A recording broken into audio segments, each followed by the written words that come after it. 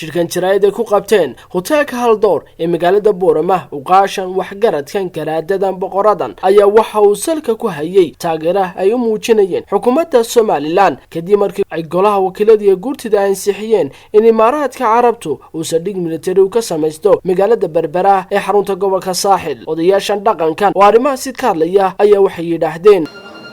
waxa la igu yeeray oo halkan u soo idinku aftaxaya waxaynu fadhino oo ah qadiyada maanta Soomaaliland ka taagan arinta ugu muhiimsan oo ah dadkii aan xilka u dhiibanay ee loo dhaariyay ee Ilaahay wixii dhacaba kula xisaabtami lahaa hawsha ay qabteen inaan inaguna ku taageerno ku daba joogsano iyaynu soo ururnay Maxamed waxaan maanta halkan isku nimid inaan taageerno saldhigga Berbera laga bixiyay ee xukuumaddu bixisay ee labada gobol ansixiyeen baanu taageersanahay haddaan nahay gobolka Awdal uqaashiisa salaadiintiisa iyo madax dhaqameedkiisa oo dhanba raadsanahay saldhigga military ee laga bixiyay xukuumaddu ka bixisay dekedda Berbera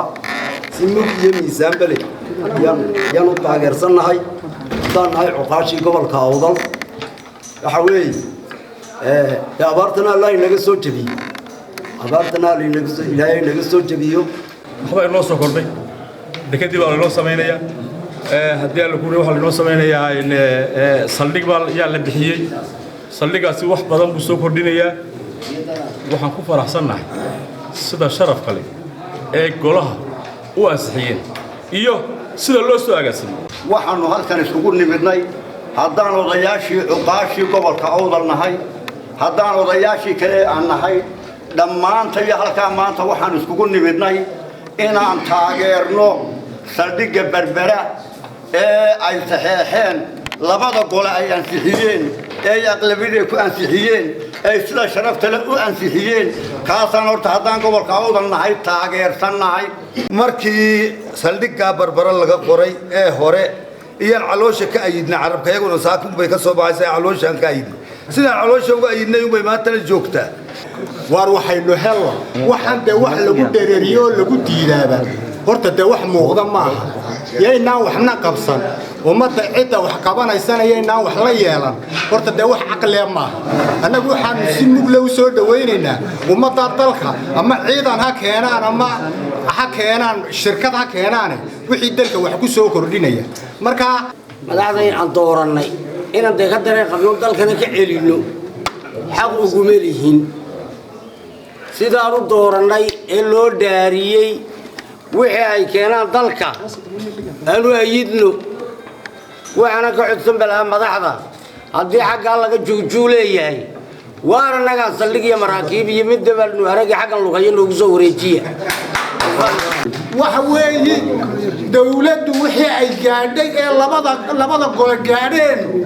in la taageero oo dadweynuhu taageero Soomaaliland oo goboladu taageeraan yaan isku nimid annagu gobolka Awdal haddaan nahay waan taageernay waxaan ka hadlaynaa oon taageeraynaa go'aanka ay soo saareen labada gol ee qaranka waddanku dawlad boorta leeyahay waddankana waddan lagu rortamiyo ma waa waddan dawlad leh oo shuruucda adduunka oo dhan dhamaystiray oo loo bagi shan afar madaxweyne nabadgelyo wanaag isku bedeloona muxuu ahaa laba cali ku wada hadal saldhigaasi boqolkiiba boqol baan taageersanahay madaxweynaha ku dhawaaqa shaqa laga helayaa faa'iido laga helayaa ninka diidayana waa xaasid weey waxa xaasidka la yiraahdo faa'iido laguma gaadho arrimahani uga bareereen inay maxaan ku uriyay ummadda Soomaaliland u keenaan